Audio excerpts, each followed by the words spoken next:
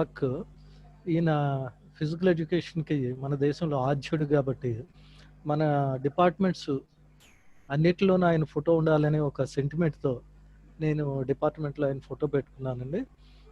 I advise our teacher students అందరూ కూడా రేపు ఫిజికల్ డైరెక్టర్స్ అయినప్పుడు తప్పకుండా హ్యారీ క్రో బక్ని గుర్తుంచుకోవాలని కోరుకుంటున్నాను సార్ సభాముఖంగా. తర్వాత మనం చేసే వ్యాయామ యాక్టివిటీస్లో అన్నిటిలో కూడా ప్రధానమైన భాగము హృదయం. ఎందుకంటే అండి హృదయం నుంచి సర్క్యులేషన్ అనేది జరుగుతుంది. ఆ సర్క్యులేషన్ ద్వారానే శరీరానికి కావాల్సిన ఫ్యూయల్ ఆక్సిజన్ మనం లంగ్స్ ద్వారా అందించగలుగుతున్నాం. ఈ హార్ట్ని బట్టి ఒక విద్యార్థిని మనం 400 మీటర్స్ 4 సార్లు ప్రాక్టీస్ చేయని వేరే పని మీద వెళ్ళామనుకోండి, తిరిగి వచ్చిన తర్వాత ఆ విద్యార్థి 400 మీటర్స్ 4 టైమ్స్ చేశాడో లేదో హృదయ స్పందన ద్వారా మనం గ్రహించవచ్చు. అంటే మన శిష్యుడు మనతో నిజం చెప్తున్నాడా అబద్ధం చెప్తున్నాడా అనే విషయాన్ని ఎంత ఇంటెన్సిటీ మనం ఇచ్చామో అది చేశాడా కంప్లీట్ చేశాడా లేదా అనే విషయాన్ని మనం దీని ద్వారా గ్రహించవచ్చు. ఈ క్యాలిక్యులేషను మామూలుగా సాధారణంగా మామూలు మనుషుల్లో 72గా పరిగణించబడుతుంది. ఇది 25 నుంచి 100 వరకు ఉండొచ్చండి. 25 కూడా మంచి అథ్లీట్స్కి ఉంటుంది. కేరళ నుంచి ఒక విద్యార్థి వచ్చాడు కారైకుడికి, నేను ఎంపీడీ చేసినప్పుడు. అతను హార్ట్ రేట్ 25 ఉండేది. అతను మరాథన్ రన్నరు, 25 ఉండేది. కాబట్టి 25 ఉందంటే చాలా బలమైన హృదయంగా మనం చెప్పుకోవాలి. అంటే మనకి 72 సార్లు స్పందిస్తే ఎంత రక్త ప్రసారణ జరుగుతుందో 25 సార్లతోనే అతనికి రక్త ప్రసారణ జరుగుతుంది. అంటే ఎక్కువ కాలం అతను జీవించే అవకాశాన్ని మనం ఉందని గ్రహించవచ్చు ఈ విషయం ద్వారా. ఇప్పుడు తాబేలు ఉందండి, దానికి 5 సార్లే కొట్టుకుని ఉంటుంది నిమిషానికి, 500 సంవత్సరాల పైన జీవిస్తుంది. ఒక డ్రాగన్ ఫ్లై ఉందనుకోండి తూనీగా, దానికి 1200 పైన కొట్టుకుంటుందండి హార్ట్ రేట్, కానీ 24 గంటలే జీవిస్తుందండి. సో హృదయ స్పందనకి జీవన ప్రమాణానికి సంబంధం ఉంది. మన ఋషులు మన పూర్వీకులు ఈ స్పందనని బహుశా 10 కూడా తెచ్చి ఉంటారేమో, అందుకనే వాళ్ళు 150 సంవత్సరాలు, శ్రీకృష్ణుడు 148 సంవత్సరాలు జీవించాడంటేనే మనకు అర్థమవుతుందండి. సో హృదయ స్పందనని ఎవరైతే తక్కువ చేసుకొని జీవనాన్ని సాగిస్తారో వాళ్ళు ఎక్కువ కాలం జీవించే అవకాశం ఉంటుంది. సో వ్యాయామం వలన హృదయ వేగము పెరుగుతుంది. వ్యాయామం వలన హృదయ వేగం పెరుగుతుంది. పెరగడం వలన ప్రమాదం జరగకుండా మళ్ళా హృదయాన్ని తగ్గించే మెకానిజం కూడా స్పీడ్ బ్రేకర్స్ ఇంతకు ముందు చెప్పుకున్నాం. కిడ్నీస్ గురించి మాట్లాడుకున్నప్పుడు మూత్రపిండాలు వేగం పెరిగినప్పుడు, పని పెరిగినప్పుడు ఆ పనిని మళ్ళీ రెగ్యులేట్ చేయడానికి కూడా ఒక సిస్టమ్ మెకానిజం ఆటో ట్రిగర్ అవుతుంది, శరీరంలో ఆటోమేటిక్గా జరుగుతుందని. అట్లని ఇక్కడ వ్యాయామం వలన హృదయ వేగం పెరుగుతుంది. దాన్ని మళ్ళా శరీరం ఎట్లా తగ్గించుకుంటుంది అనేది ఒకసారి మనం తెలుసుకుంటాం. ఇక్కడ వయసు పెరిగే కొద్దీ హార్ట్ రేట్ కూడా తగ్గిపోతుంది. వయసుతో పాటు హార్ట్ రేటు తగ్గుతుంది. ఎందుకంటే ఎక్కువ కాలం పనిచేయాలి కాబట్టి తక్కువ శ్రమతో పని చేయడానికి అడాప్షన్ అనేది జరుగుతుంది అనమాట. సో ఇందులో 2 రకాలైంది చెప్పుకున్నాం. మన పూర్వీకులు ఎంత గొప్పవాళ్ళు ఇక్కడ మనకు ఈ విషయం ద్వారా తెలుస్తుందండి. ఏరోబిక్ ఎనరోబిక్ అనే ఎక్సర్సైజెస్ 2 రకాలుగా ఉన్నాయని మనకు 19వ శతాబ్దంలో మాత్రమే తెలిసింది. కానీ మనం గనక పతంజలి యోగ శాస్త్రాన్ని కానీ, శివుడు ఆది యోగి ఆయన గురించి కానీ మనం తెలుసుకుంటే 8000 సంవత్సరాలు, ఒకవేళ వెస్ట్రన్ పీపుల్ చెప్పే విధంగానే 8000 సంవత్సరాలు అనుకున్నప్పటికీ అప్పటికే వాళ్ళు సూర్య నమస్కారాలు, ఆసనాలు ఎనరోబిక్గా, ప్రాణాయామాన్ని ఏరోబిక్గా విడదీశారు. ఎంత అద్భుతం చూడండి. ఇది రత్నభూమి అండి. మనం జీవించే ఈ భారత భూమి ఒక రత్నగడ్డ అనమాట. అటువంటి అద్భుతమైన విషయాలు వీళ్ళకి అంత పూర్వం తెలుసుకున్నారు. ప్రాణాయామం ఏరోబిక్ అనుకుంటే, అంటే ఆక్సిజన్ సహాయంతో చేసేదైతే, ఆసనాలు, సూర్య నమస్కారాలు ఆక్సిజన్ అవసరం లేకుండా చేసేది ఎనరోబిక్. ఈ 2 మన వాళ్ళు అంత పూర్వమే డివైడ్ చేయగలిగినారు. ఓన్లీ 19వ శతాబ్దంలో మాత్రమే యూరోపియన్స్ ఈ విషయాన్ని తెలుసుకున్నారు. 2 రకాలైన వ్యాయామం ఉంటుందని. శరీరం అధిక శ్రమతో కూడిన వ్యాయామం చేయనప్పుడు ఉదజని సహాయంతోనే జరుగుతుంది. ఈ పరిస్థితిని ఉదజని సహిత వ్యాయామంగా చెప్పుకోవచ్చు. ఇక్కడ హృదయ స్పందన ఎంత ఉంటుందంటే అండి 50 నుంచి 70, 50కి 70కి మధ్యలో ఈ ఏరోబిక్ ఎక్సర్సైజ్ అనేది సంభవిస్తుంది. కానీ 50 నుంచి 70 నుంచి 70 వరకు ఏరోబిక్ అంటే ఆక్సిజన్ సహాయంతో, ఉదజన సహాయంతో ఎక్సర్సైజ్ చేస్తాం. రెండోది ఏం చెప్పుకున్నామండి, ఎనరోబిక్ అని. అంటే ప్రాణవాయువు సహాయం లేకుండా జరిగేది. కేవలం శరీరంలో ఉన్న శక్తి, లివర్లో ఉన్న గ్లూకోజు లేదా ఫ్యాట్ డిప్లీషన్ ద్వారా జరిగేది ఎనరోబిక్ ఎక్సర్సైజ్గా మనం చెప్పుకోవచ్చు. ఇది సహజ హృదయ స్పందనని 50 నుంచి 85, 95 వరకు కూడా తీసుకెళ్లేది ఇందులో మనం చూస్తాం. 70 నుంచి 80% హృదయ స్పందన వెళ్ళినప్పుడు వ్యాయామం, ఈ ఉదజని రహిత వ్యాయామం మళ్ళా ట్రిగర్ అవుతుంది.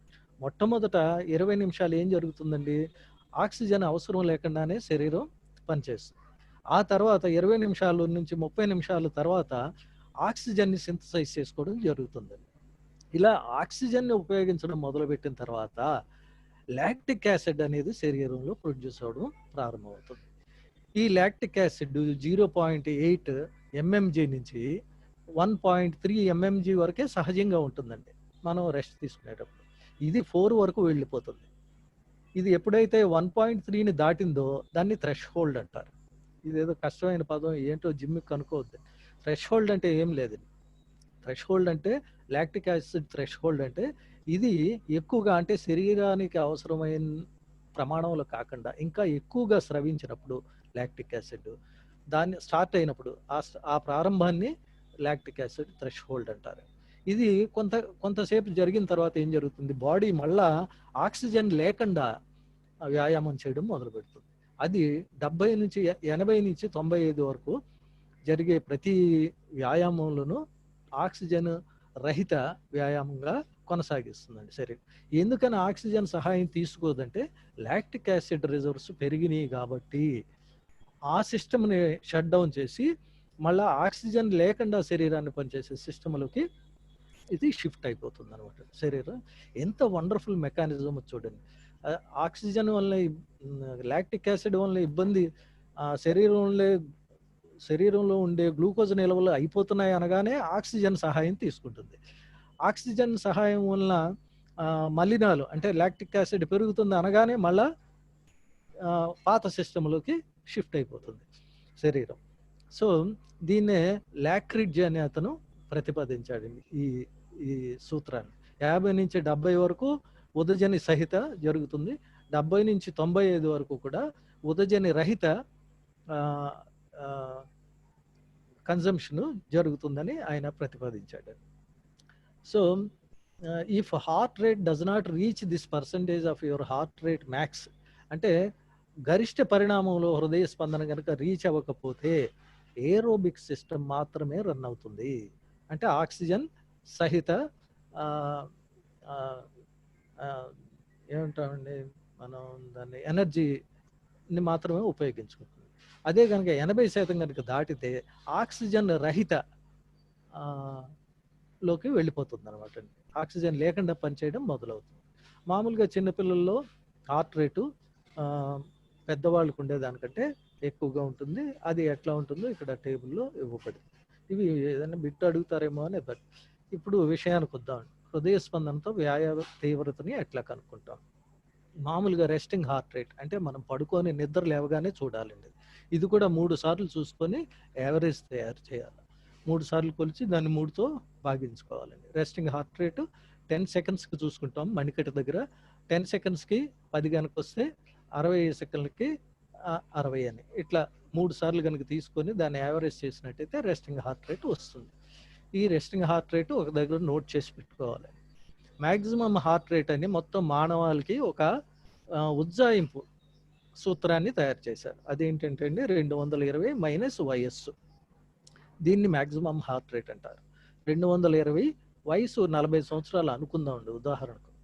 అప్పుడు 220లోంచి 40 కనుక తీసివేస్తే 180 బీట్స్ పర్ మినిట్ స్పందనలు, 180 స్పందనలు మనకి మ్యాక్సిమం హార్ట్ రేట్గా ఆ వ్యక్తి యొక్క పర్టికులర్ ఇండివిజువల్, ఆ ప్రత్యేకమైన వ్యక్తి యొక్క మ్యాక్సిమం హార్ట్ రేటు 180గా మనం చెప్పుకోవచ్చు. హార్ట్ రేట్ రిజర్వ్ అని ఒకటి ఉందండి. అంటే ఎక్కడి నుంచి ఎక్కడ వరకు ఇతను వ్యాయామం చేయడానికి అర్హుడు అని చెప్పేది హార్ట్ రేట్ రిజర్వ్. ఎక్కడి నుంచి ఎక్కడి వరకు ఇతను వ్యాయామాన్ని కొనసాగించవచ్చు ప్రమాదం లేకుండా, హాని లేకుండా శరీరానికి కొనసాగించు. దీన్ని ఆక్సిజన్ రిజర్వ్ అని, హార్ట్ రేట్ రిజర్వ్ అని చెప్పి చెప్పుకుందాం. ఇక్కడ మ్యాక్సిమం హార్ట్ రేట్ నుండి రెస్టింగ్ హార్ట్ రేటు ఎంత అనుకున్నామండి? 70 అనుకున్నాం పైన.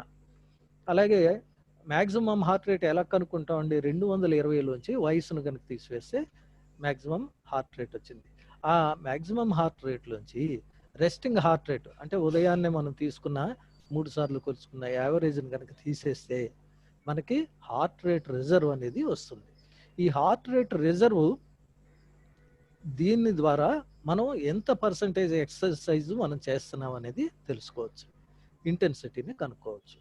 Percentage into heart rate reserve plus resting heart rate, ఇది సూత్రం అండి తెలుసుకోవడానికి. సపోజ్ మోడరేట్ ఎక్సర్సైజ్గా మనం దేన్ని చెప్పుకుంటామండి? 50 నుంచి 70% చేస్తే, అంటే వాకింగ్ కానీ స్లో జాగింగ్ కానీ ఏదైనా గేమ్ ఆడడం కానీ క్యాజువల్గా, దీన్ని మోడరేట్ ఎక్సర్సైజ్ అంటాం. విగరస్ ఎక్సర్సైజ్ అంటే శరీరంలో ఉన్న శక్తిని పూర్తిగా ఎగ్జాస్ట్ చేసేదాన్ని విగరస్ ఎక్సర్సైజ్గా మనం చెప్పుకోవచ్చు. అంటే పూర్తిగా శరీరాన్ని అలసటగా గురి చేసేదాన్ని విగరస్ ఎక్సర్సైజ్గా చెప్పుకోవచ్చు. సో ఇక్కడ మోడరేట్ ఎక్సర్సైజ్ 50 నుంచి 70 అనుకుంటే, ఈ 50% ఎలా కొలవచ్చు అంటే 50ని 0.5గా తీసుకొని 0.5 ఇంటూ ఇందాక మనకు వచ్చింది కదండి హార్ట్ రేట్ రిజర్వ్, దాంతో హెచ్చవేసి దానికి గనక రెస్టింగ్ హార్ట్ రేట్ని కలిపితే 50% ఎక్సర్సైజ్ ఎంత అనేది మనకి తెలుస్తుంది.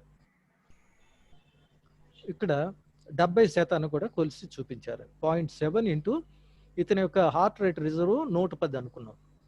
0.7 into 110 is equal to 77 plus resting heart rate. దీని ద్వారా మనం ఎంత హార్ట్ రేట్కి రీచ్ అయితే అది 70% వ్యాయామం కింద మనం గుర్తించవచ్చు అనేది మనం తెలుసుకోవచ్చు. అలాగే 80 0.8 ఇంటూ 110 ఏంటండి? Heart rate reserve, heart rate plus resting heart rate. ఈ విధంగా ఆ విద్యార్థి ఎంత శాతాన్ని తన శరీరాన్ని వ్యాయామానికి ఉపయోగిస్తున్నాడు అనేది మనం ఈ హృదయ స్పందన ద్వారా కనుక్కోవచ్చు. థ్యాంక్స్ అండి. సార్ నెక్స్ట్ దీంట్లోకి వెళ్దామండి. దీనిలో ఎవరికైనా ఏదైనా డౌట్ ఉంటే మనం చెప్పుకోవచ్చు, డిస్కస్ చేయొచ్చు. చివరిలో అడుగుదాం, నెక్స్ట్ వెళ్ళిపోండి సార్. Okay sir. క్వశ్చన్స్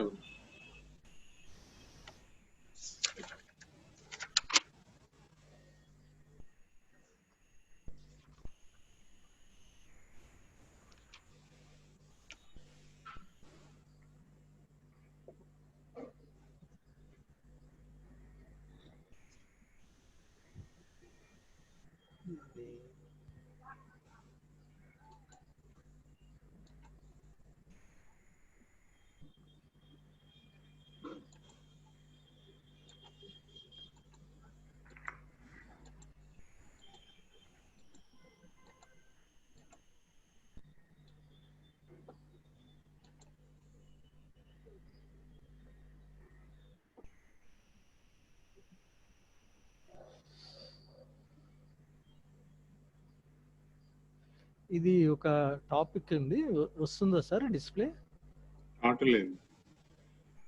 రావట్లేదు సార్. దీన్ని మళ్ళా ఇంకొకసారి ప్రజెంటేషన్ ప్రెస్ చేయాలండి. అవును, మీరు నెక్స్ట్ రెండో దానిలోకి వెళ్ళాలి కదా, లేకపోతే ఒకసారి బయటకు వచ్చి మళ్ళీ లోపలికి వెళ్ళి అది క్లిక్ చేయండి. క్లిక్ చేస్తే సార్ ఓకే సార్. ఇప్పుడు ఏమైనా వస్తుందా సార్? వస్తుంది. Okay okay. ఇది మన దేశంలో వ్యాయామ విద్యకి ఎంత ప్రాముఖ్యత ఉంది అనే దానిపైన తయారు చేయవలసి వచ్చిందండి. వెలుగు చూడని వ్యాయామ విద్య అని. చాలామంది అడ్వాన్స్డ్ కంట్రీస్లోనే యాక్టివ్గా ఉంటారు. India is a nation which divided, ఇందాక డిస్కస్ చేసాము ఆసనాస్. 10,000 సంవత్సరాల క్రితమే భారతీయులు ఈ డిఫరెన్స్ని కనుక్కున్నారు, ఏరోబిక్ ఎన్రోబిక్ సిస్టమ్ అనేది. దీని గురించి ఈ స్లైడ్ తయారు చేయడం. మన పూర్వీకులను కనుక చూసినట్లయితే బిఫోర్ క్రీస్తు పుట్టక పూర్వం 170 నుంచి 400 సంవత్సరాల మధ్య శిల్పాధికారం అనే ఒక గొప్ప పుస్తకాన్ని వ్రాయబడింది. అందులో రకరకాల ఆటల గురించి ప్రస్తావన ఉందండి. అయితే ఈ ఆటలని కూడా వృత్తిపరమైన ఆటలుగా మనం గుర్తించవచ్చు. గ్రీకులు, ఎథేనియన్స్ తయారు చేసిన యుద్ధ విద్యలు అయితే మన వాళ్ళు వ్యవసాయానికి సంబంధించింది పల్లయి అని, అలాగే వేటగాళ్ళకి సంబంధించింది నెతియాలని, అలాగే ట్రైబ్స్కి సంబంధించింది కురింగి అని, ఇలా రకరకాల వాళ్ళ యొక్క వృత్తిని బట్టి వాళ్ళకి ఆటలు డిజైన్ చేశారు.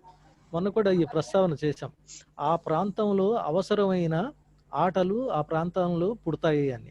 దానికి మంచి ఉదాహరణ ఈ శిల్పాధికారంలో ప్రస్తావించింది. అలాగే షెపర్డ్స్, పశువులు మేపుకునే వాళ్ళు ముల్లై అనే ఆట ఆడేవారండి. ఇట్లా వాళ్ళ యొక్క వృత్తి, అంటే వాళ్ళకి జీవితంలో ఆ ఆట ఉపయోగపడే విధంగా అద్భుతంగా మన పూర్వీకులు ఆటలను తయారు చేశారు. కానీ ఇవన్నీ అంతరించిపోయాయి. ఈ ఆటల గురించి కూడా ఎవరికి ఇప్పుడు తెలియదండి. మనం అనుకుంటామండి మన దేశంలో చాలా ఫిట్నెస్ పైన కాన్షియస్ తక్కువ, మన వాళ్ళు లేజీ, అందుకని మనకు మెడల్స్ రావడం. ఇట్ ఈజ్ నాట్ సో అండి. మనం కనుక ప్రపంచంలో ఉండేది జనాభా అనే ఒక స్టడీలో ఏం చెప్తుందంటే అండి, భారతదేశంలో 15.6% ప్రజలు చాలా యాక్టివ్గా ఉంటారు, చాలా హుషారుగా ఉంటారు. అలాగే బ్రిటిష్లో 66.3 ఇన్యాక్టివ్, భారతదేశంలో 15.6% మాత్రమే లేజీగా ఉంటారు, అంటే బద్ధకంగా జీవిస్తారు. అదే కనుక బ్రిటిష్లో చూస్తే 66.3%, జపాన్ చూస్తే 60.2%, ఇటాలియన్స్ కనుక చూస్తే 54.7% ఇన్యాక్టివ్, అంటే సెడిటివ్గా ఉండేవారు, అంటే ఎక్కువ ఫిజికల్ శ్రమ లేకుండా. అలానే ఐరిష్ 53.2%, అమెరికన్స్ 40.5% ఇన్యాక్టివ్గా ఉంటారండి, అంటే ఏ విధమైన ఫిజికల్ యాక్టివిటీ చేయకుండా ఉంటారని ఒక సర్వేలో వెల్లడైంది. అంటే మౌత్ టు, ఇక్కడ బహుశా ఆహారం సంపాదించుకోవడం కోసం భారతీయులు ఎక్కువ యాక్టివ్గా, ఇంచుమించుగా 85% యాక్టివ్గా ఉన్నారంటే, 84.4% యాక్టివ్గా ఉన్నారంటే దాని అర్థం తిండి కోసం చేసే ప్రయత్నంగా మనం చెప్పుకోవచ్చు. ఎందుకంటే మిగతా దేశాలన్నీ కూడా కొంచెం సంపన్నమైన దేశాలే, ఈ స్టడీలో తేలింది. కాబట్టి కేవలం సర్వైవల్ కోసం వీళ్ళు చాలా యాక్టివ్గా ఉన్నారని మనం చెప్పుకోవచ్చు. అలానే స్పోర్ట్స్ పైన ఖర్చు పెట్టేది మన దేశంలో 2018-19 సంవత్సరంలో 2196 కోట్లు వెచ్చిస్తే, అంటే మనిషికి 17 రూపాయలు సంవత్సరానికి, ప్రతి భారతీయుడి తలపైన 17 రూపాయలు మాత్రమే మనం ఖర్చు పెడుతున్నాం. అదే కనుక అమెరికాను కనుక చూసినట్లయితే 52,18,320, అంటే 54,000 రూపాయలు ప్రతి మనిషి తలపైన సంవత్సరానికి ఖర్చు పెడుతున్నారు. ఇది ఇన్ఫ్రాస్ట్రక్చర్ కానివ్వండి, ఎక్విప్మెంట్ కానివ్వండి, లేదా ప్రజలను ఉత్సాహపరచడానికి కానివ్వండి, ఇది చాలా ఇన్ఫ్లుయెన్స్ చేస్తుందండి. అంత తక్కువ మంది యాక్టివ్ మనుషులున్న అమెరికాలో, 40% ఇన్యాక్టివ్ మనుషులున్న అమెరికాలో ఇన్ని గోల్డ్ మెడల్స్ రావడానికి కారణం ఈ ఫైనాన్షియల్ ఎకనామిక్ సపోర్ట్ ఒక విషయం కూడా, ఆర్థికపరమైన స్వావలంబన ఒక విషయంగా మనం చెప్పుకోవచ్చండి. అలాగే ఇంపార్టెన్స్ ఆఫ్ ఫిట్నెస్, పూర్వం నుంచి కూడా మన వాళ్ళు ఆలోచనలకు, వేదాంతానికి ఇచ్చిన ఇంపార్టెన్స్ ఫిజికల్ దానికి ఎప్పుడు కూడా భారతదేశంలో వేయలేదండి. బాడీ అండ్ బ్యూటీ కాన్షియస్ కాదండి మన వాళ్ళు, brain conscious, because of our ancient Siddha and Vedic systems. Vedic system కంటే అత్యంత పురాతనమైనది సిద్ధ అనే సిస్టమ్ మన దేశంలో. అది దక్షిణ భారతదేశంలోనే ఎక్కువగా సిద్ధ కనిపిస్తుందండి. ఈ సిద్ధ లేదా వేద, ఈ రెండు కల్చర్స్ కూడా మనకి ఆలోచనల మీద ఎక్కువ కాన్సన్ట్రేట్ చేసే కానీ శారీరకమైన, అంటే ఆసనాస్ ఉన్నాయి, ప్రాణాయామం ఉంది, సూర్య నమస్కారాలు ఉన్నాయి, లేవని కాదండి, కానీ ఎక్కువ ప్రిఫరెన్స్ ఆలోచనలకే ఇచ్చారు. కాబట్టి గొప్ప గొప్ప ఆలోచనలు ఈ దేశంలోనే పుట్టాయండి. ఇంకా రాతి యుగంలో యూరోప్ అంతా ఉన్నప్పుడు మన దేశంలో అనిర్వచనీయమైన రచనలు చేశారండి. వాటిని కంపేర్ చేయడానికి కూడా ఎక్కడ అటువంటి గొప్ప సాహిత్యం మనకు కనబడదు. అంత అద్భుతమైన సాహిత్యాలు మన దేశంలో జరిగింది. దానికి మంచి ఉదాహరణగా మనం అలెగ్జాండర్ని చెప్పుకోవచ్చు. తను 17వ ఏటే ప్రపంచాన్ని జయించాలనే కోరికతో గురువు గారైన అరిస్టాటిల్ని అడుగుతాడు. నేను ఫార్ ఈస్ట్ మంకీ ల్యాండ్ భారతదేశాన్ని జయిస్తాను. అప్పుడు ఆయనకు వార్నింగ్ ఇస్తాడు గురువు గారు. లేదు, నువ్వు భారతదేశం జోలికి వెళ్ళొద్దు, నీకు తెలియదు ఆ దేశం గురించి అని చెప్తాడు. చెప్తే ఇతను యంగ్ కదండి, 17 సంవత్సరాలే కదా, లేదు లేదు నేను జయించి తీరుతాను, ఎవరు జయించలేకపోయారు, నేను జయించి తీరుతాను. అప్రాక్సిమేట్లీ 50,000 మంది సైన్యంతో డరియస్ 2 లక్షల మంది సైనికులు ఉన్న పర్షియాని జయించాడండి. అంత గొప్ప వీరుడు అతను. అతను వాక్ ఓవర్ అండి. అతను సైన్యం వస్తుందంటే దాసోహం చెప్పినారు కానీ ఎదిరించిన వాళ్ళు లేరు. మన పులి ఎదిరించిందండి పురుషోత్తంపురం అంటే పెషావర్. ఇప్పుడు పాకిస్తాన్లో ఉన్న పెషావర్ పురుషోత్తంపురం ఉండప్పుడు అతను ఎదిరించాడు. ఓడించినట్టుగా కొందరు రాశారు, పురుషోత్తముడే అతను ఓడించాడని. అయితే ఇక్కడ ఒక వాస్తవం మనం గ్రహించాలి. పురుషోత్తముడి దగ్గర ఏనుగులు ఉన్నాయి, వాళ్ళ దగ్గర గుర్రాలు మాత్రమే ఉన్నాయి. గుర్రాలతో ఏనుగులను గెలవడం అంత ఈజీ కాదు. అంతేకాకుండా అతనికి వేగులు ఒక విషయాన్ని చెప్తారు అలెగ్జాండర్కి. నువ్వు చిన్న రాజు అయిన పురుషోత్తముడితోనే ఇంత కష్టపడ్డావు, ఆల్మోస్ట్ భరతఖండాన్ని పరిపాలిస్తున్న చంద్రగుప్తుడిని ఎలా జయించగలవు? అతని దగ్గర 3,000 ఎలిఫెంట్స్ ఉన్నాయని చెప్తారు. ఈ ఎలిఫెంట్స్ అరబ్బులు మన దేశం మీదకి దాడి చేయకుండా కొన్ని వేల సంవత్సరాలుగా కాపాడాయి. అందుకే మనకి ఆది దేవుడు విఘ్నేశ్వరుడు. సో ఇక్కడ మనం గమనించాల్సిన విషయం ఏంటంటే, తన విగ్రహాలు చెక్కుకుంటూ తన విగ్రహాలు పెట్టించుకుంటూ భారతదేశానికి వచ్చిన అలెగ్జాండర్ తిరిగి వెళ్ళేటప్పుడు బుద్ధుడి విగ్రహాలు ప్రతిష్ఠిస్తూ వెనక్కి మళ్ళీ తిరిగినాడు. అంటే మనకి చరిత్ర ఏం చెప్తుందండి? తనకంటే ముందు ప్రపంచాన్ని తన హృదయంతో, తన యొక్క భూతదయతో, తన యొక్క శాంతి స్వభావంతో ప్రపంచాన్ని జయించిన ఒక ప్రపంచ విజేతని అలెగ్జాండర్ చూశాడు. అతనే బుద్ధుడు. అందుకనే అతను తిరిగి వెనక్కి వెళ్ళేటప్పుడు బుద్ధుడి విగ్రహాలు చెక్కించాడు కానీ తన విగ్రహాలు చెక్కించుకోవాలి. ఈ రోజుకి మనం చూసే బుద్ధుడు గ్రీకు దుస్తుల్లోనే ఉన్నాడు. ఎందుకంటే అండి, అప్పటి వరకు బుద్ధుడు చనిపోయిన 300 సంవత్సరాలకి అలెగ్జాండర్ వచ్చాడు. బుద్ధుడిని చూసిన వాళ్ళు ప్రత్యక్షంగా ఎవరు లేరు. బుద్ధుడు దుస్తులు వేసుకున్నాడో లేదో కూడా ఎవరికి తెలియదు. కానీ అలెగ్జాండర్ యొక్క గ్రీకు శిల్పులు చెక్కారు కాబట్టి గ్రీకు దుస్తుల్లోనే మనం ఈ రోజు వరకు బుద్ధుడిని చూస్తున్నాం. ఇంత గొప్ప చరిత్ర కలిగిన దేశం. ఇది ఎందుకు ప్రస్తావించాల్సి వచ్చిందంటే అండి, విద్యార్థులకు మనం ఏదైనా నేర్పే ముందు వాళ్ళు కాన్ఫిడెంట్గా ఉండేలాగా చూడాల్సిన బాధ్యత టీచర్ పైన ఉంది. అందుకని బుద్ధుని యొక్క ప్రస్తావన తీసుకొచ్చారు. అటువంటి గొప్ప సంస్కృతి కలిగిన ప్రజలకు, రాజులకు మనం వారసులు అని గర్వించాలి, ఎప్పుడు కూడా గుర్తుంచుకోవాలని. ఒక యుఎస్ స్టడీలో ఏం చెప్తుందంటే అండి, పొడవుగా ఉన్నవాళ్ళు $600 ఒక్కొక్క అంగుళానికి పొట్టిగా ఉన్న వాళ్ళకంటే ఎక్కువ సంపాదిస్తున్నారు అమెరికాలో అని ఒక స్టడీ చెప్తుంది. ఇది ఎందుకు ప్రస్తావించాల్సి వచ్చిందంటే అండి, రోడ్ల పైన బయలుకు వెళ్ళడం వలన స్టంటెడ్ గ్రోత్ భారతదేశంలో వస్తుంది. భారతీయులు ఇతర దేశాల్లో, శుభ్రంగా ఉండే దేశాల్లో చాలా పొడవుగా ఎదుగుతున్నారు. యాండీ రామ్ అని భారతీయుడు ఒక అతను టెన్నిస్ ఆడుతున్నాడు, 6'6" అతని హైట్. ఇట్లా భారతీయులు ఇతర దేశాల్లో చాలా పొడవుగా హైట్ ఎదుగుతున్నారు, భారతదేశంలో స్టంటెడ్ గ్రోత్ వస్తుంది. ఎందుకంటే టాయిలెట్స్ ఉపయోగించకపోవడం వల్ల అని ఒక స్టడీలో తెలిసింది. సో ఈ సంపాదనకు, హైట్కి, అట్లానే శుభ్రతకు సంబంధం ఉందని ఇక్కడ మనకి దాని ద్వారా తెలుస్తుందండి, ఆ ఒక్క విషయం ద్వారా. అలాగే physiology of the muscular constitution, the strongest of the Negroid.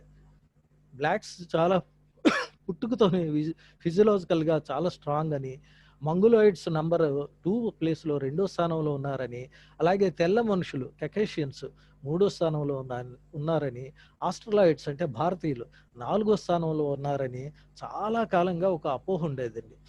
మన పుహ్లెంది గారు చెప్పారు, డాక్టర్ పుహ్లెంది గారు, అది అపోహ మాత్రమే, అది నిజం కాదు అని. సో ఇది ఒక నమ్మకం, చాలా కాలంగా మన పైన, మన నెత్తిన రుద్దబడిన ఒక నమ్మకం అన్నమాట. దీన్ని ఎంటైన్స్ అనే ఆయన ఒక స్టడీలో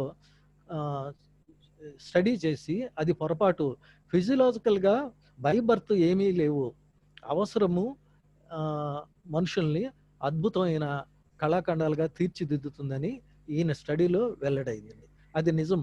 ఎందుకంటే ఆఫ్రికాలో పుట్టిన వాళ్ళందరూ కూడా ఎక్సెల్ కావడం లేదండి. ఆఫ్రికా నుంచి ఎవరైతే అమెరికాలో చదువుతున్నారో వాళ్ళు అమెరికాలో ట్రైనింగ్ తీసుకొని అక్కడుండే తెల్లవాళ్లను డామినేట్ చెయ్యాలి అనే తహతహలోనే వాళ్ళు రికార్డులు బ్రేక్ చేస్తున్నారు కానీ ఆన్ ద హోల్ ఆఫ్రికాలో అందరూ కూడా బలవంతులని చెప్పడానికి లేదని ఈ స్టడీ ద్వారా రుజువు అవుతుందండి. సో మనం కనుక భారతీయులను తయారు చేయగలిగితే అద్భుతమైన పటిమా పాఠవాలు కలిగిన అథ్లీట్స్ మనం కూడా చేయొచ్చని ఈ విషయం ఈయన స్టడీ ద్వారా, ఎంటైన్స్ స్టడీ థియరీ ద్వారా మనకి అర్థమవుతుందండి. క్లైమేటిక్ కండిషన్స్ మాత్రం మనం పరిగణలోకి తీసుకోవాలండి. ఎందుకంటే మనం మెడల్ టాలీ కనుక చూస్తే ఎక్కువ మెడల్స్ మోడరేట్ వెదర్లో జీవిస్తున్న ప్రజలకే సొంతం అవుతున్నాయి. మనం 10th class social studies first page కనుక ఓపెన్ చేసినట్లయితే అందులో ఉష్ణమండలంలో ఉన్న ప్రజలు దుర్బలులు అని ఒక పదం ఉంటుంది. ఎందుకంటే చలి ప్రాంతంలో మనం చలి తట్టుకోవడానికి కాన్స్టెంట్గా మన శరీరం ఒక స్టవ్ లాగా పనిచేయాలి కాబట్టి, హీట్ని ప్రొడ్యూస్ చేయాలి కాబట్టి అక్కడ ఆకలి ఎక్కువ వేస్తుందండి. ఎక్కువ తినవలసిన అవసరం కూడా ఉంటుందండి. అదే మనం తమిళనాడులో కనుక చూస్తే చక్కగా రసం వేసుకొని, రసం అంటే ఆయుర్వేదిక్ మెడిసిన్ అండి, రసం వేసుకొని హాయిగా కడుపు నిండా ఉట్టి రైస్ తినేయచ్చు. ఎందుకంటే మనకు అంత అవసరం లేదండి. మన శరీరం ఏమి స్టవ్ లాగా పనిచేయదండి. ఇంకా కూల్ చేయాల్సిన అవసరం ఉంది మన శరీరాన్ని. ఎందుకంటే మన చుట్టూరు 40 డిగ్రీస్ 32 నుంచి 40 డిగ్రీస్ టెంపరేచర్. మన శరీరం 37 అయితే దానికంటే చాలా 5-6 డిగ్రీస్ టెంపరేచర్ బయట ఎక్కువ ఉంటుంది. కాబట్టి మనకి ఎక్కువ క్యాలరీస్ అవసరం లేదు కాబట్టి మనం తక్కువ 4 ఇడ్లీలతోనే మనం కడుపు నింపుకోవచ్చును కాబట్టి మనం వాళ్ళంత బలంగా ఉండవలసిన అవసరమే మనకు లేదండి. సో ఇట్లా మోడరేట్ వెదర్లో ఉండేవాళ్ళు బలవర్ధకమైన ఆహారం వాళ్ళకి అవసరం, జీవించడానికి అవసరం అండి. కానీ ఉష్ణమండలంలో ఉండే ప్రజలకి బలవర్ధకమైన ఆహారం అవసరం ఉండదు సహజంగానే. అందుకని తక్కువ ఫుడ్తో కూడా దే కెన్ మెయింటైన్. మనం సదరన్ తమిళనాడు కానీ మెడ్రాస్ వదిలేసి తమిళనాడు చూస్తే నైట్ టైం ఎవరు రైస్ తినరండి, టిఫిన్ చేస్తారు. 2 పరోటాలు, ఒక దోశ, 4 ఇడ్లీ తింటారండి అంతే. అంటే తక్కువ డైట్తోనే మెయింటైన్ చేయగలరు. ఎక్కడైతే బాగా ఉందో అక్కడ ఎక్కువ క్యాలరీస్ అవసరం లేదు శరీరానికి అనే విషయం మనకు తెలుస్తుంది. తర్వాత డైలేషన్ ఆఫ్ ద హైపర్థెర్మియా అంటే ఎక్కువ టెంపరేచర్ ఉండడం causes the dilation of the blood vessels in the skin and pooling of the blood in the limbs. ఎక్కడైతే టెంపరేచర్ ఎక్కువ ఉందో అక్కడ డైలేషన్ ఎక్కువ ఉంటుంది కాబట్టి బ్లడ్ లిమ్స్కి చాలా త్వరగా వస్తుంది అనమాట. సో వార్మింగ్ అప్ కూడా మనం వెస్టర్న్ పీపుల్ చేసినంత, రష్యన్స్ చేసినంత, లేదా స్విట్జర్లాండ్లో చేసినంత వార్మింగ్ అప్ మనకు అవసరం ఉండదండి. పులేంది సార్ కూడా చెప్పారు, గంట పడుతుంది వార్మింగ్ అప్ యొక్క ఇన్ఫ్లుయెన్స్ కావాలంటే. కాబట్టి కెనెటిక్ మూమెంట్స్ చేయాలి వార్మింగ్ అప్లో. అంటే that leads to sudden stretch of the ligaments which will withstand the requirement in the గేమ్లో సడన్ స్ట్రెచ్ రిక్వైర్మెంట్ ఉంటుంది, దానికి రెడీ చేస్తుంది. కాబట్టి kinetic stretch better than ordinary warming up అని చెప్పి ఆయన చెప్పారు. అయితే మన దేశానికి మెడల్స్ రావాలంటే మనం విద్యార్థులలో ప్రోత్సహించాల్సిన విషయాలు ఏమిటి, అసలు ఏ ఏ విషయాలు విద్యార్థుల యొక్క మానసికమైన పరిణితికి ఇంట్రెస్ట్ని క్రియేట్ చేస్తాయి? అవి పేట్రియాటిజం, ఒకటి జాతీయత. లియాండర్ పేస్ గురించి చెప్పుకున్నాం, అతను పోరాట పత్తిమ, దేశం పేరు చెప్పగానే చిడతపుల్లాగా ఆడతాడు. అతను పోరాట పత్తిమని మనం చూసాం. Patriotism and confidence. బుద్ధుడి గురించి నేను చెప్పవలసిన అవసరం అదే. మనం ఎంత గొప్ప మనుషులకి వారసులమో మనం తెలిస్తే మనకి కాన్ఫిడెన్స్. మన టెక్స్ట్ పుస్తకాల్లో రాయని అద్భుతమైన యోధులు మన దేశంలో పుట్టారండి. కనోజ్ ఆంగ్రే, ఎక్కడ భారతదేశ చరిత్రలో అతని పేరుండదు. పోర్చుగీసు చరిత్ర కనుక చదివితే అతని గురించి మనకు తెలుస్తుందండి. పోర్చుగీసు వాళ్ళు రాసుకున్నారండి వాళ్ళ దేశ చరిత్రలో. కనోజ్ ఆంగ్రే అనే ఒక గొప్ప మరాఠా యోధుడిని చూసాము. అతను 5 సైన్యాలని ఒకేసారి ఓడించాడు, బాంబేకి గోవాకి మధ్యలో అని వాళ్ళు రాసుకున్నారండి. 5 సైన్యాలు ఎవరండి? ఫ్రెంచ్, పోర్చుగీస్, డచ్, బ్రిటిష్, అరబ్బులు. ఈ 5 సైన్యాల్ని ఒకేసారి ఓడించిన గొప్ప యోధుడు కనోజ్ ఆంగ్రే. ఎక్కడ భారతదేశ చరిత్రలో మన పుస్తకాల్లో అతని పేరు ప్రస్తావన ఉండదు. అన్ఫార్చునేట్ అనమాట. సో ఇటువంటి విషయాలు ఎంత గొప్ప యోధులు భారతీయులు చెప్పినప్పుడు. శివాజీని తీసుకున్నాడు, అతను జస్ట్ 50,000 మంది సైన్యంతో 2 లక్షల మంది ఆఫ్ఘన్ యోధులను ఓడించేవాడు. మెరుపు దాడులే కానివ్వండి, ఏదైనా కానివ్వండి. అతను 35 సంవత్సరాలు భారతదేశ చక్రవర్తి అయిన ఔరంగజేబు అతన్ని బంధించలేకపోయాడు, అతన్ని జయించలేకపోయాడు. ఒక చిన్న మరాఠా కింగ్ శివాజీ. సో ఇటువంటి అద్భుతమైన విషయాలు చెప్పి మనం అథ్లీట్స్లో కాన్ఫిడెన్స్ని, ప్లేయర్స్లో కాన్ఫిడెన్స్ని, మన విద్యార్థుల కాన్ఫిడెన్స్ని క్రియేట్ చేయాలి. వాళ్ళు ఎంత గొప్ప చరిత్రకు వారసులో వాళ్ళకి తెలియజెప్పాలి. అలాగే ఫ్యామిలీ బ్యాక్గ్రౌండ్ కూడా ఎన్ని ఎన్ని డిసడ్వాంటేజెస్ ఉన్న విద్యార్థిని అతను చాలా అపురూపమైన వ్యక్తి అని. ఎందుకంటే నేచర్లో వైరస్ నుంచి మానవుడి వరకు కూడా ప్రతిదీ యూనిక్ అండి. దేని ప్రత్యేకత దానికే ఉంటుంది. ఎవరితోనూ పోల్చుకొని మనం బాధపడాల్సిన అవసరం ఎప్పుడూ లేదండి. విద్యార్థులకు అది నేర్పించాలి. అలాగే ఫ్యామిలీ బ్యాక్గ్రౌండ్ కూడా మనం దృష్టిలో పెట్టుకొని విద్యార్థికి ఏ విధంగా నచ్చజెప్పాలనేది, అతను ఎక్కడి నుంచి వచ్చాడు, అతను ఏ పరిస్థితుల్లో పెరిగాడు, దాన్ని బట్టి మనం కోచింగ్ ఇవ్వడం, ప్రిపేర్ చేయడం చేయాలండి. అలాగే ఎంతూసిజం, అస్తమానం అతనిలో ఉండే మంచి సుగుణాలను పొగిడి అతన్ని ఎంతూసిజం బాగా అతను ఉత్సాహపడేలాగా మనం ఎంతూసిజం క్రియేట్ చేయాలి. అలాగే పేరెంట్స్ అండ్ కోచెస్, వీళ్ళ యొక్క ఇన్ఫ్లుయెన్స్ కూడా పిల్లల పైన ఉంటుందండి. సో పేరెంట్స్ని తయారు చేయాలండి. యాజ్ వెల్ యాజ్ కోచెస్ని కూడా మనం ఎన్ని అవరోధాలు ఉన్నప్పటికీ అన్నిటినీ తట్టుకునే విధంగా ఆ విద్యార్థిని మనం తయారు చేయాలండి. అలాగే బెటర్ పొజిషన్ అండ్ రికగ్నిషన్, ఆ విద్యార్థి చిన్న చాక్లెట్ అయ్యింది నలుగురు పిల్లల ముందు, లేదా నిలబెట్టి చప్పట్లు కొట్టించండి మిగతా పిల్లలతో, అటువంటి రికగ్నిషన్ అతనిలో, నిన్న చెప్పారు హ్యాపీ హార్మోన్ అని మన ఎన్ఐ గారు, సెరటోనైన్, ఇటువంటివి సీక్రెట్ అవుతాయి. అతనిలో ఎక్కువ హుషారు వస్తుంది, ఇంకా కష్టపడతాడు అతను, ఇంకా బాగా ఆడతాడు గేమ్. అలాగే సెల్ఫ్ ఐడెంటిఫికేషన్, అతనిలో ఉండే గొప్పతనాలు ఏంటో మీరు గుర్తించి అతను ఐడెంటిఫై చేసుకునేలాగా చేయాలి. అలాగే అతని యొక్క హెరిడిటీని కూడా మనం గమనించాలి. సపోజ్ వాళ్ళ మదర్ మంచి ప్లేయర్ అనుకోండి, వాళ్ళ ఫాదర్, వాళ్ళ తాతగారు మంచి ప్లేయర్ అనుకోండి, ఆ విషయాలు మనం పదే పదే అతను గుర్తు చేస్తూ ఉండాలి. అలాగే నెస్సిటీ, అతనికి అవసరాన్ని కూడా మనం ఏమిటో అతను గుర్తించేలాగా చూడు. ఇదిగోనయ్యా నువ్వు ఇది చేస్తే రైల్వేస్కి సెలెక్ట్ అవుతావు, లేదా హాకీ బాగా ఆడుతున్నావు ఎయిర్లైన్స్ వాళ్ళు తీసుకుంటారు, వెయిట్ లిఫ్టింగ్ బాగా చేస్తున్నావు నీకు రైల్వేస్లో, వాలీబాల్ బాగా ఆడుతున్నావు నువ్వు ట్రాన్స్పోర్ట్ ఆర్టీసీలో, ఇట్లా ఎక్కడెక్కడ అవకాశాలు ఉన్నాయో వాటిని ఆశ చూపించి విద్యార్థులను మనం మానసికంగా తయారు చేయాలని. వీటన్నిటికంటే కూడా పెర్సిస్టెన్స్ ఆఫ్ డిజైర్, ఆ మనసులో బర్న్ అవుతూ ఉండాలండి. ఇది ఆ గేమ్ పైన అఫెక్షను, ఆ గేమ్ పైన క్రేజ్, ఇవన్నీ ఓకే, ఇవన్నీ కాదు, అసలు ఆట అంటేనే నువ్వు ఇష్టపడాలి. అది వస్తుందని ఆడడము, ఇది వస్తుందని ఆడడము, ఇవన్నీ సెకండరీ. ఒకటి ఆటనే నువ్వు ఇష్టపడడం నేర్చుకోవాలి, మిగతా అన్ని సెకండరీ. మొట్టమొదట ఆట అంటే నీకు విపరీతమైన పిచ్చి ఉండాలి. అటువంటి ఇంట్రెస్ట్ని మనం ఇన్కల్కేట్ చేయాలి విద్యార్థులు. అలాగే what to teach to achieve. So let the child play for the pleasure of playing. నేను చెప్పింది అదే. అసలు ఆ ఆటలోనే సంతోషం, ఎంత సంతోషం ఉంటుంది, లేదా గెలవడం అనేది రుచి మరగాలని. మనం అతనంత సామర్థ్యం లేని వాడితో ఒకసారి మ్యాచ్ పెట్టి గెలవడం అనేది అలవాటు చేయాలి. They should be use to win. కాబట్టి అతనికంటే తక్కువ సామర్థ్యం ఉన్న వాడితో ఆడించి ఆ గెలవడం అనేది రుచి మరిగించామంటే విద్యార్థి ఆ గేమ్ను వదలడు అనమాట. ఎందుకంటే winnowing Boost lot of hormones in the body. Let the child feel it as a habit rather than a compulsion. ఇప్పుడు చూడండి, మనకు ఉద్యోగం వచ్చి ఉద్యోగంలో ఆడాలంటే అదేదో సంఖ్యలు వేసినట్టు బంధించినట్టు ఫీల్ అవుతారు. అలా కాకుండా అది ఒక హాబీగా వెళ్తే, అంటే మనంగా వెళ్తే, సపోజ్ మన కారు పంక్చర్ అయిపోయింది అడవిలో, చాలా ఇన్కన్వీనియంట్ ఫీల్ అవుతాం. అదే మనం ట్రెక్కింగ్కి వెళ్తే అదే అడవి, సేమ్ అడవి, ట్రెక్కింగ్కి వెళ్తే సంతోషంగా ఎక్కుతాం కొండ. కానీ పంక్చర్ అయిపోతే మాత్రం అన్ఈజీ ఫీల్ అవుతాం. అంటే ఏంటండి, మనం మెంటల్గా ప్రిపేర్ కాలేదు ఆ కండిషన్కి. సో ఇట్లాగా ఇది కంపల్షన్ కాదు, ఒక హ్యాబిట్ లాగా.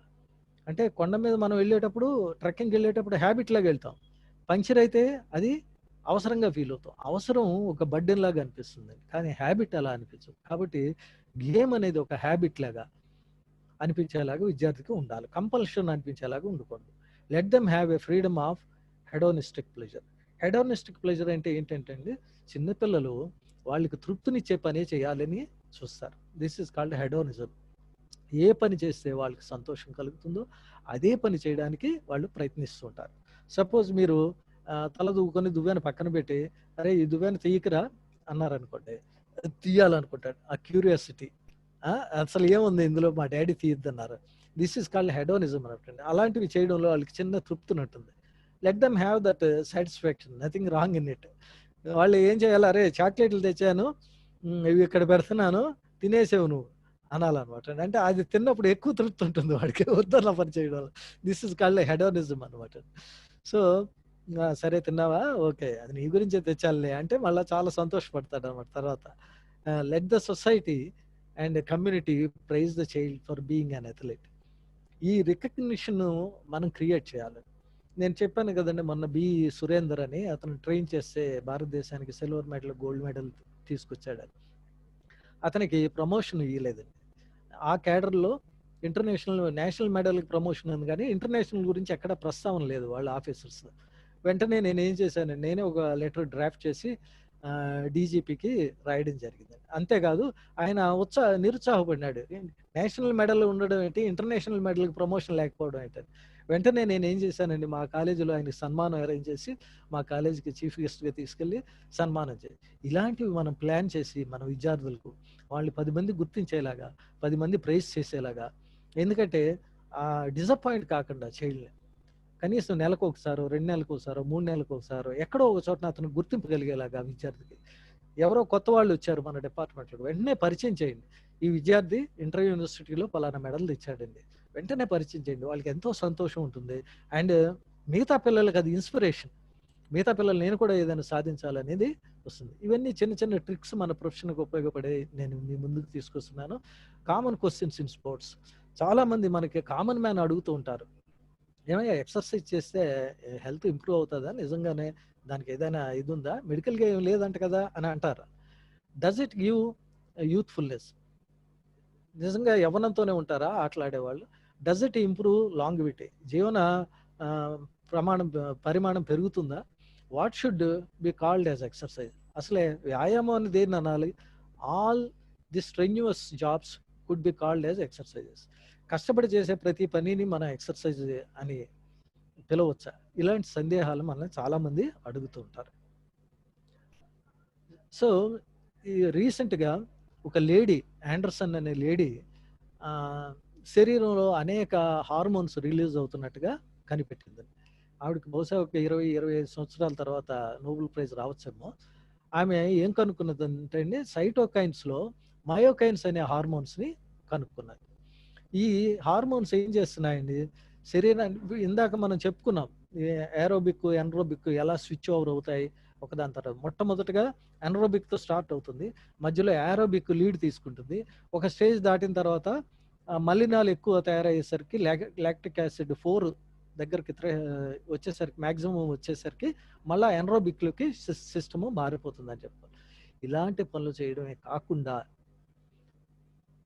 అనేక పనులు చేసే హార్మోన్స్ శరీరంలో కనుక్కున్నారు. ఆక్టోక్రైన్ అని, పారాక్రైన్ అని, ఎండోక్రైన్ ఎఫెక్ట్ అని, ఇలాంటివి పైకోమోలార్ కాన్సన్ట్రేషన్ అని, ఇవి బోను ఈ వీటి యొక్క చర్యలు ఇంకా రీసెర్చ్ కొనసాగుతూనే ఉందండి. ఇందులో బీడిఎఫ్ అనే హార్మోన్, బ్రెయిన్ డిరైవ్డ్ హార్మోన్ ఒకటి, ఫ్యాక్టర్స్ అని, బ్రెయిన్ డిరైవ్డ్ ఫ్యాక్టర్స్ అని, అది ఒక హార్మోన్ కూడా రిలీజ్ అవుతుందండి. ఇవన్నీ కూడా శరీరంలోనే రోగనిరోధక శక్తిని పెంచడమే కాకుండా ఈవెన్ డయాబెటీస్తో కూడా ఫైట్ చేసే కెపాసిటీని వీళ్ళు కనుక్కున్నారండి. ఈ మయోకైన్స్లో IL-6, ఇంట్రాలుకైన్ అనమాట, IL అంటే 15, irisin cause the protection enhancement of the glucose sensitivity and its transport. యాక్చువల్గా శరీరంలో ఉన్న గ్లూకోజ్ని ఇన్సులిన్ ద్వారా గ్లైకోజ్గా మార్చుకోవాలండి. అలా మార్చుకోలేనప్పుడు దాన్ని మధుమేహము అని అంటాం మనం. ఈ మార్చడానికి ప్రాబ్లం ఏంటంటే, షుగర్ వ్యాధిగ్రస్తుల్లో ఈ ట్రాన్స్పోర్ట్ ఉండదండి. ఈ ట్రాన్స్పోర్ట్ని ఇంప్రూవ్ చేసేది కనుక ఇరిసిన్ని కనుక్కున్నారు. అలాగే thus the sensitivity of the insulin and for the optimal performance of the GLUT1, GLUT4, the primary glucose transporters. ఇక్కడ ట్రాన్స్పోర్ట్ ఏంటండి, అది గుడ్ స్ట్రెయిన్ ఏంటంటే GLUT1, GLUT4. ఈ GLUT1, GLUT4ని ఇంక్రీజ్ చేస్తున్నది ఇరిసిన్. IL-6, ఇంట్రాలుకైన్ 6, ఇంట్రాలుకైన్ 15 అండ్ ఇరిసిన్ అనేవి ట్రాన్స్పోర్టర్స్గా పనిచేస్తున్నాయి. ఇది కొత్తగా కనుక్కున్నారు ఆండర్సన్ అని ఒక సైంటిస్ట్, స్విట్జర్లాండ్ అనుకుంటున్నాడు. Myokine will help to transport the glucose, thus reducing the demand of insulin.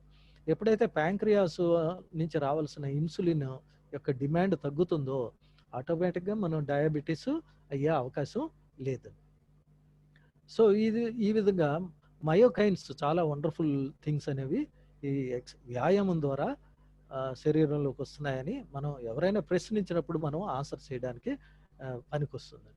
అట్లానే సస్టైన్ ఏరోబిక్ యాక్టివిటీ, ఒకసారి ఈ ప్రశ్నలు చూసేద్దాం. డస్ ఇట్ గివ్ యూత్ఫుల్నెస్ అని అడిగారు. డెఫినెట్గా యూత్ఫుల్నెస్ ఉంటుంది. నన్ను ఫర్ ఎగ్జాంపుల్ నా గురించి ఎక్కువ ప్రస్తావిస్తున్నట్లు కాదని ఇన్ జనరల్ చెప్తున్నాను. 60లో 20 అని పిలుస్తూ ఉంటారు క్లబ్లో. 60లో 20 ఒక తీయలేని బాల్, మిగతా వాళ్ళు అందుకోలేనటువంటి బాల్ నేను తీస్తే 60లో 20 అంటూ ఉంటారు. యూత్ఫుల్నెస్ డెఫినెట్గా ఉంటుంది గేమ్స్ ఆడేవాళ్ళకి. అలాగే డస్ ఇట్ ఇంప్రూవ్ లాంగ్విటీ, మనం చూస్తున్నాం ఈరోజు అనేక మంది players when they maintain the physical activity for life long ఎవరైతే మెయింటైన్ చేస్తున్నారో ఫిజికల్ యాక్టివిటీ. సత్యం మాస్టర్ అని ఏలూరు నుంచి వచ్చారు, పిఈటి, మన విజయవాడ స్టెల్లా కాలేజీలో వాకింగ్కి వస్తారనుకుంటా. 100+ ఈజ్ 100+ ఇప్పుడు కూడా ఆయన లైఫ్ లాంగ్ మెయింటైన్ చేశారండి. సో 100+ అయినప్పటికీ ఇప్పుడు కూడా 4-5 రౌండ్లు జాగింగ్ చేసుకుని వెళ్తారు. What should be called as exercise అని దీన్ని అంటాం. ఇది మనం చెప్పుకున్నాం 50% హార్ట్ రేటు 50 to 60% కనుక వస్తే దాన్ని వ్యాయామంగా మనం చెప్పుకోవచ్చు. అది క్యాలిక్యులేషన్ ఇంతకు ముందే మీరు విన్నారు. అలాగే all the strenuous exercise called as exercise. పాలతను కూడా సైకిల్ తొక్కుతాడు, ఒక సైక్లిస్ట్ కూడా సైకిల్ తొక్కుతాడు. మరి పాలతనికి రాని ఆరోగ్యం సైక్లిస్ట్కి ఎందుకు వస్తుంది? ఇక్కడ మొరేల్ అని ఒకటి ఉంటుంది. అంటే మీరు దేనిపైన అయితే ఏం చేస్తారో దానికి అనుగుణంగా సంకల్పం అని చెప్తారు చూడండి. ఈ సంకల్పం అనేది ఒక గొప్ప వెపన్. ఆ సంకల్పంతో ఎవరైతే చేస్తారో వాళ్ళు ఏం కోరుకుంటే అదే జరుగుతుంది శరీరం. దానికి చాలా సైంటిఫిక్ రీసెర్చ్ జరిగిందండి దానిపైన. అంతే, ఎందుకంటే మన ఇంట్లో రకరకాల మొక్కలు పెట్టుకుంటాం మనం. మీరు ఎలా పెరగాలని ఎక్కువగా కోరుకుంటారో మీ యొక్క ఇన్ఫ్లుయెన్స్ ఆ చెట్టు పైన, దాని యొక్క షేప్ పైన, ఎదుగుదలలో ఉంటుంది. దానికి మంచి ఉదాహరణ ఏంటంటే, ఇక్కడ సైన్స్ ఫేర్ అని మన అలిపిరి దగ్గర తిరుపతిలో ఒక మ్యూజియం ఉంది. ఆ మ్యూజియంలో చిన్న చిన్న పోర్సిలిన్ బాల్స్, ఒక పైన ఒక రేకు కదులుతూ ఉంటుంది. ఆ రేకులోంచి బాల్స్ పడుతూ ఉంటాయి, తేలికైన బాల్స్. దానికి కింద డ్రమ్స్ ఉంటాయి. ఇవి 5-6 ఉంటాయి. మీరు ఏ డ్రమ్ము ముందు నించొని ఆ డ్రమ్ము నిండిపోవాలని కోరుకుంటారో ఆ డ్రమ్ము ముందు నిండిపోతుందండి, మిగతా డ్రమ్స్ కాకుండా.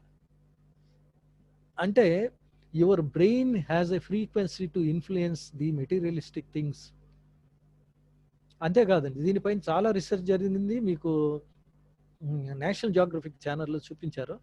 ఒక మనిషిని 10 కిలోమీటర్ల అవతల కూర్చోబెట్టి మనం ఇక్కడ ఆ మనిషిని తలుచుకుంటే ఆ మనిషిలో బాడీ టెంపరేచర్లో చేంజెస్ వస్తున్నాయి. సపోజ్ మీరు అతను తలని ఊహించుకున్నారనుకోండి, ఆ తలలో టెంపరేచర్లో మార్పు వస్తుంది. అతని యొక్క ఛాతీను మీరు ఊహించుకున్నారనుకోండి, అతని ఛాతీలో టెంపరేచర్లో మార్పు వస్తున్నాయి. అతని యొక్క కాళ్ళను మీరు ఊహించుకున్నారనుకోండి, అతని యొక్క కాళ్ళల్లో టెంపరేచర్లో మార్పు వస్తుంది. అంత ఎందుకంటే మీరు ఎవరైనా తలుచుకున్నారు వెంటనే అతని దగ్గర నుంచి ఫోన్ వస్తుంది. So there is a frequency which is travelling from one mind to other things that may be material or animate or inanimate.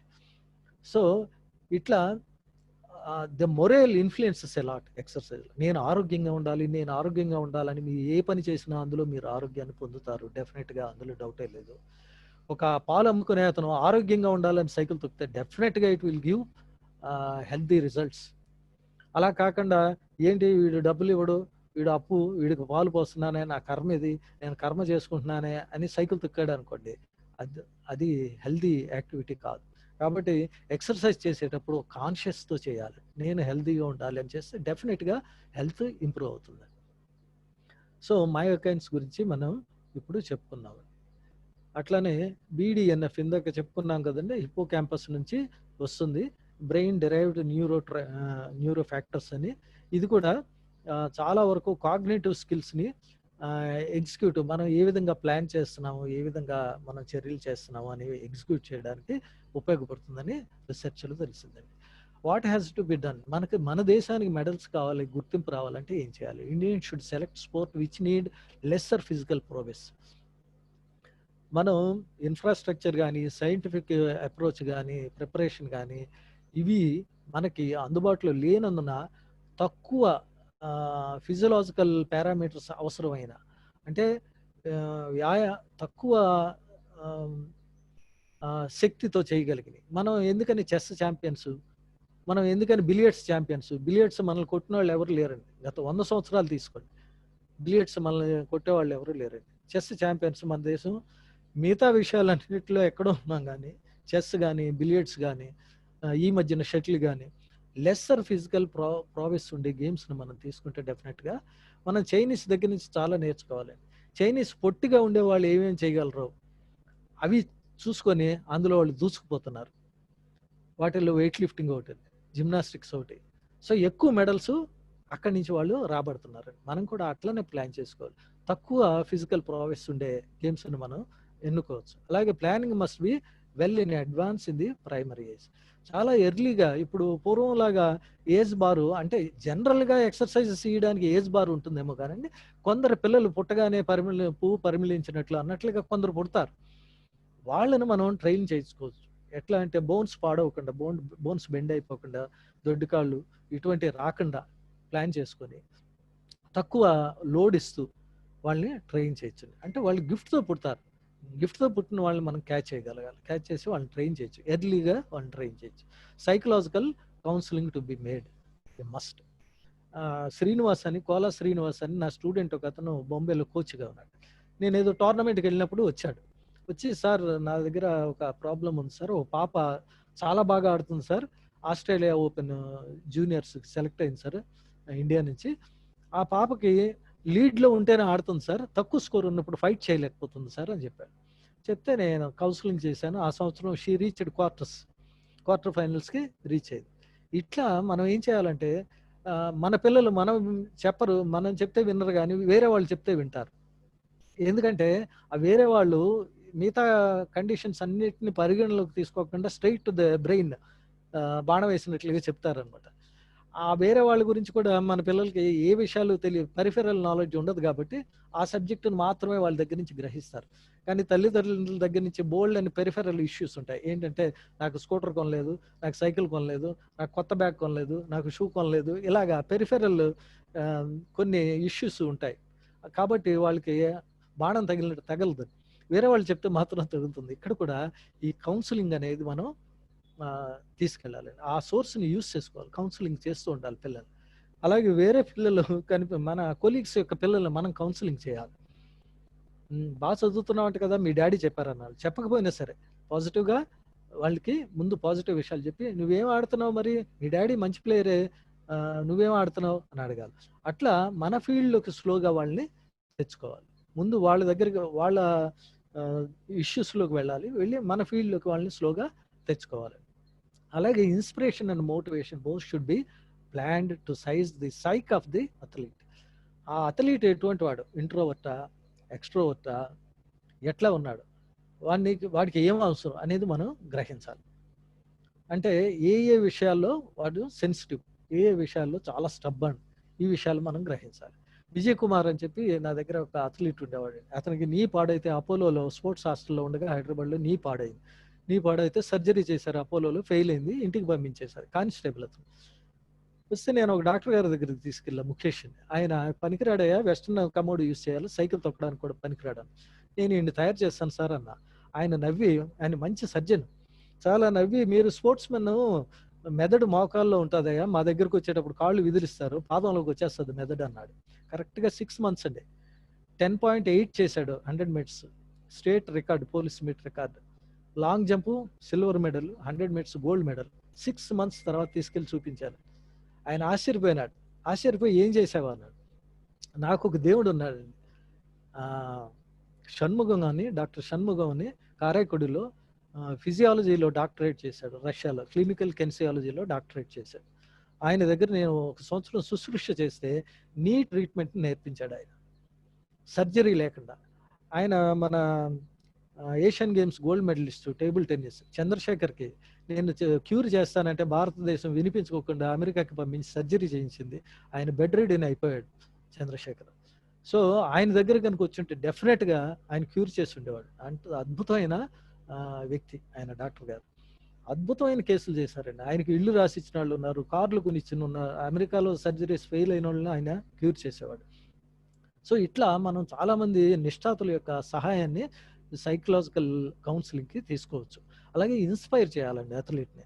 అలాగే ఇండివిజువల్, ఫ్యామిలీ, సొసైటీ ఆల్మోస్ట్ ఒక కుటుంబంలో 6 7 ఉన్నారనుకోండి. ఒక పిల్లోడు ఫుట్బాల్ ఆడుతున్నాడు. ఈ 6 7 కూడా ఫుట్బాల్ విషయాలు అడుగుతూ ఉండాలి పిల్లోడు కనిపించినప్పుడల్లా. ఎరా కాళ్ళు నొప్పి అన్నావు తగ్గిందా అని ఒకళ్ళు, నీకు సాక్స్ మంచిగా ఉన్నాయా లేకపోతే తెమ్మంటావా అని ఇంకొకళ్ళు నువ్వు పెంచుతున్నావా డ్యూరేషను, 45 నిమిషాలు ఆడుతున్నావా, రోజు 90 మినిట్స్ పూర్తిగా ఆడుతున్నావా, మధ్యలో రెస్ట్ తీసుకుని, ఇట్లా అడుగుతూ ఉండాలండి ఫ్యామిలీ మెంబర్స్ అంతా. అలాగే వాళ్ళు టీచర్స్ అడగాలి, వాళ్ళ హెడ్ మాస్టర్ అడుగుతూ ఉండాలి.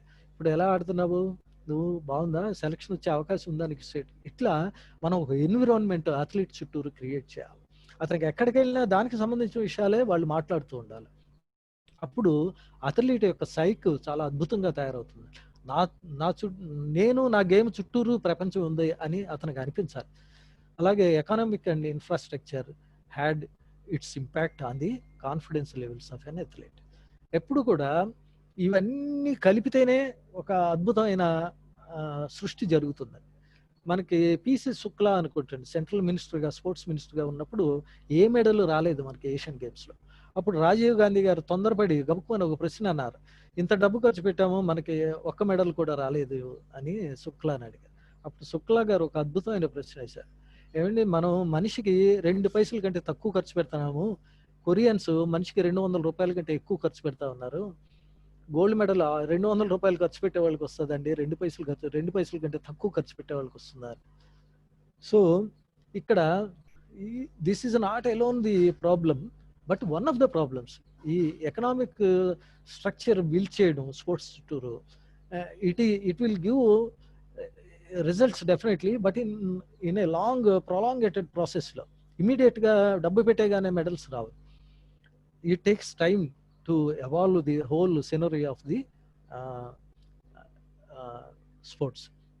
అట్లాగే games required less physiological abilities. ఇందులో చెప్పుకున్నాం మనం, తక్కువ ఫిజియలాజికల్ ఎబిలిటీస్ ఉండే గేమ్స్ కనుక సెలెక్ట్ చేసుకుంటే భారతదేశాన్ని మనం మెడల్ టాలీలో ముందుకు పంపించవచ్చు అని.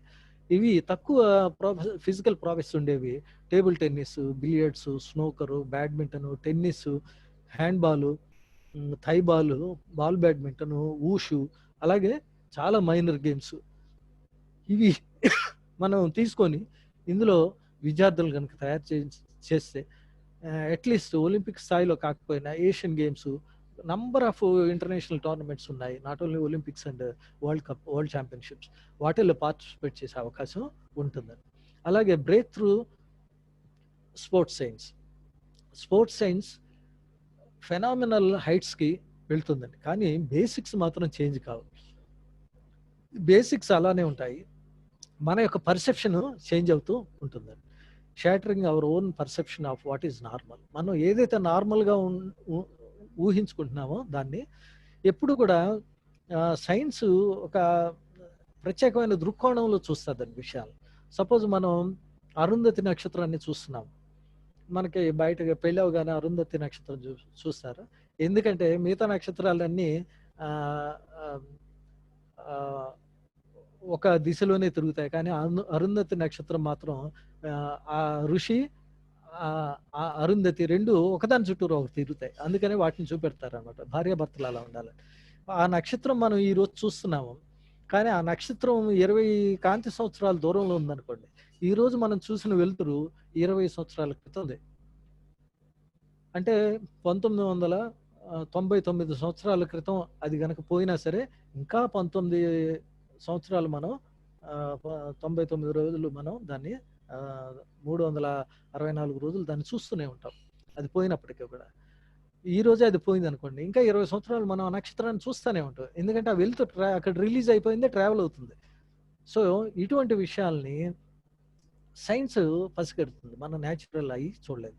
So in sports as in the sciences new phenomena will arise unexpectedly. Sudden గా అన్ఎక్స్పెక్టెడ్ గా కొత్త ఫెనోమెనా వస్తుంది, shattering our perception of what is normal. సాధారణంగా ఉండేదాన్ని ఇది షాటర్ చేస్తుంది, తుడిచివేస్తుంది. And constantly surprise about the ability of the human body to adapt and excel. అంతేకాకుండా ఇది కంటిన్యూస్ గా కొనసాగుతుంది. మానవుని యొక్క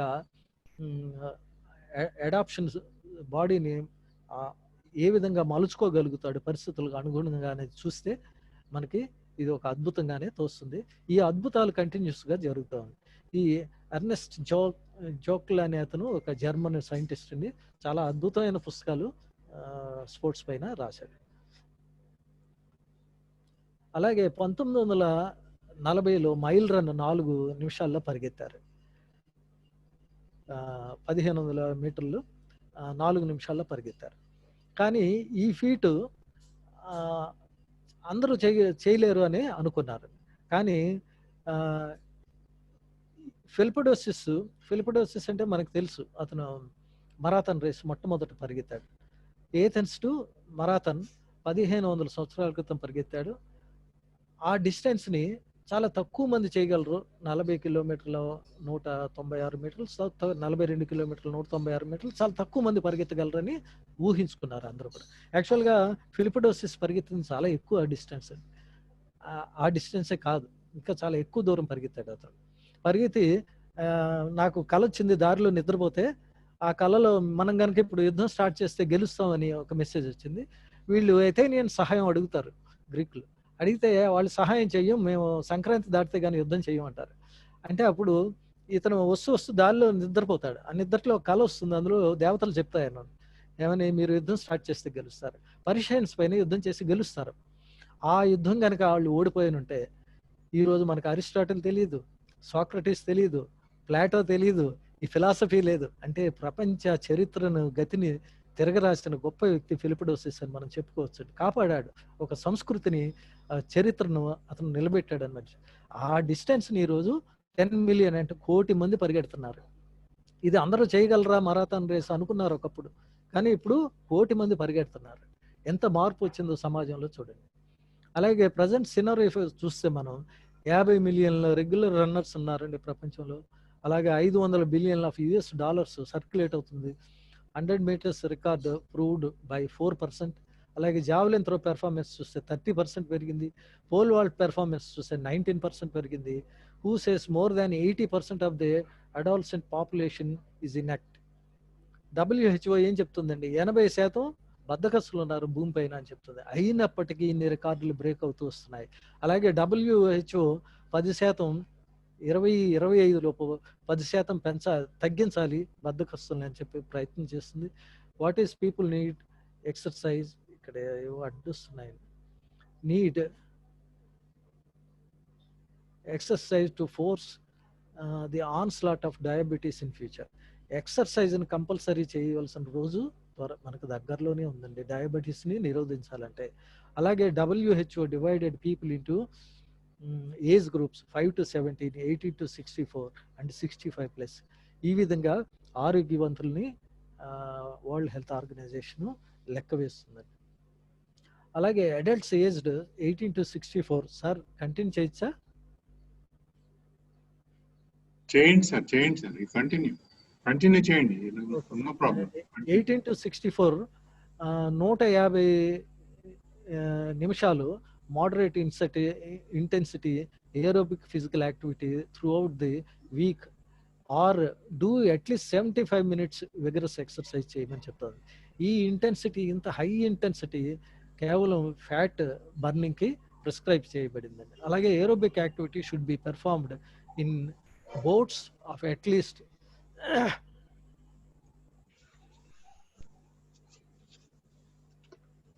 10 minutes డ్యూరేషన్. 10 నిమిషాలు చొప్పున ఏరోబిక్ యాక్టివిటీని డిఫరెంట్ కంపార్ట్మెంట్స్గా కనుక చేసుకొని చేస్తే ఇంజురీస్ జరిగే అవకాశం ఉండదు. దానివల్ల ఏ రకమైన అలసట ఉండి మళ్ళా మజిల్స్ సోర్నెస్ కానీ డెవలప్ అయ్యే అవకాశం ఉండదని ఒక రీసెర్చ్లో తెలియదండి. అలాగే additional health benefits, adults should increase their moderate aerobic physical activity to 30 minutes per week. 300 నిమిషాలు వారానికి గనక మనం ఏరోబిక్ ఎక్సర్సైజ్ చేస్తే హార్ట్ ప్రాబ్లమ్ కాదు, డయాబెటీస్ని కూడా దూరంగా ఉంచే అవకాశం మనకి ఉందండి. అలాగే 150 నిమిషాలు ఈ విగరస్ ఎక్సర్సైజ్ వారానికి చేయిస్తే సరిపోతుందండి. ఇది మనం యంగ్ ఏజ్ నుంచి స్టార్ట్ చేసి మీరు 90 సంవత్సరాల వరకు కూడా కంటిన్యూ చేయగలిగితే, if you our body and joints allows to do. దానికి ఏమి పైన ఏజ్ లిమిటెడ్ ఏం లేదు. ఎందుకంటే లెకోస్టే అనే అతను 95 సంవత్సరాలకి వింబుల్డన్ ఆడాడు వెటరన్ గేమ్స్లో. అతను గుర్తుగా క్రోకడైల్ పెట్టి ఒక కంపెనీ, స్పోర్ట్స్ వేర్ కంపెనీ కూడా మనం చూస్తాము. అక్కడ ముసలి బొమ్మ ఉంటుందండి. లెకోస్టే అనే అతను ఒక టెన్నిస్ ప్లేయర్, 95 సంవత్సరాలకి అతను వింబుల్డన్ సీనియర్స్ ఆడాడు అనమాట. కాబట్టి అతను గుర్తుగా అతని పేరే పెట్టే కంపెనీకి ముసలి ఎక్కువ కాలం జీవిస్తుంది కాబట్టి ముసలి అని అందుకే అన్నారు. సో ఆ పేరులోనే ముసలితనం ఉంది. So Bannister days of simple stopwatches have evolved to high internals, high-speed videos, pressure platforms, electromyographs, strain gauges, oscilloscopes, treadmills, computer graphics. Only sky is the end for the development. Thank you very much, sir, for giving me the opportunity.